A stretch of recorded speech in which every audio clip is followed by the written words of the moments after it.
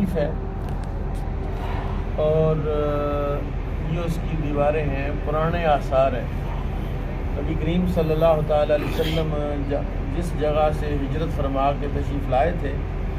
تو یہ مسجد قباء کی شمال کی جانب ہے، اور یہ پورا محلہ ہے، پوری آبادی ہے یہاں پر، اور ہمارے لیے سعادت ہے یہ حرم شریف کے کارپٹ یہاں بچھے ہوئے ہیں۔ اور آپ کو پتہ نا آج کل کے جو حالات ہیں ان کے کس طرح یہ آثار مٹانے کی کوشش میں رہتے ہیں، لیکن یہ اثر قائم ہے۔ مسجد میں ہم بیٹھے ہیں، یہاں حضور کے صحابہ نماز پڑھتے رہے ہیں، یہاں رسول پاک صلی اللہ علیہ وسلم کے صحابہ تابعین، یہ پورا ایک محلہ تھا۔ اس طرف ہم نے دیکھا ہے کہ وہ پوری آبادی کو انہوں نے مسمار کر کے اس پر کچرا پھینکا ہوا ہے، اور باغات ہم نے دیکھے ہیں قبیلہ اوس کا کی جو زمینیں ہیں، جو باغات ہیں، جو مربع ہیں، ان کے اس طرف ہم نے دیکھے ہیں۔ اور یہ ہمارے مظہر صاحب ہیں، اللہ تعالیٰ ان کو جزائے خیر عطا فرمائے، کل ہمیں ملے ہیں، اور ان کی نسبت سے ہم نے کافی زیارتیں پرانی، کیونکہ یہ 17 سال سے یہاں مدینہ پاک میں رہ رہے ہیں، اور اللہ تعالیٰ ان کو جزائے خیر عطا فرمائے، اور ان کے کفیل کو بھی کہ جنہوں نے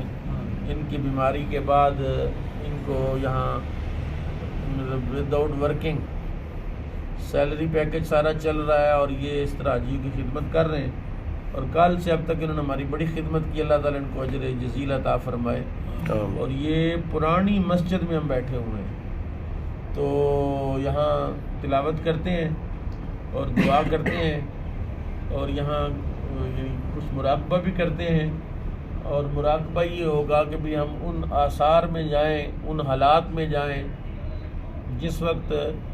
رسول پاک یہاں تشریف فرما ہوں گے، جس وقت صحابہ یہاں موجود ہوں گے، جس وقت وہ کیسا خوبصورت ماحول ہوگا۔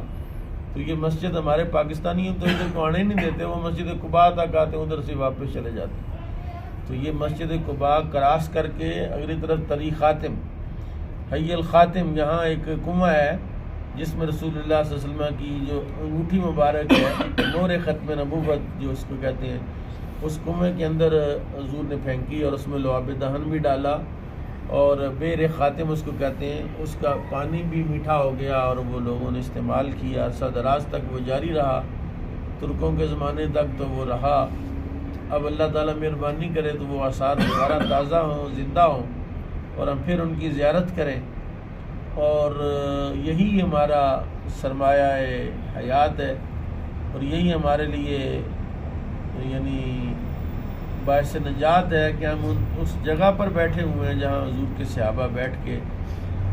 قال اللہ و قال رسول اللہ کیا کرتے تھے۔ اللہ تعالیٰ ان مسجدوں کو اور ان یادگاروں کو اور ان آثار کو دوبارہ جلد قائم اور دائم فرمائے۔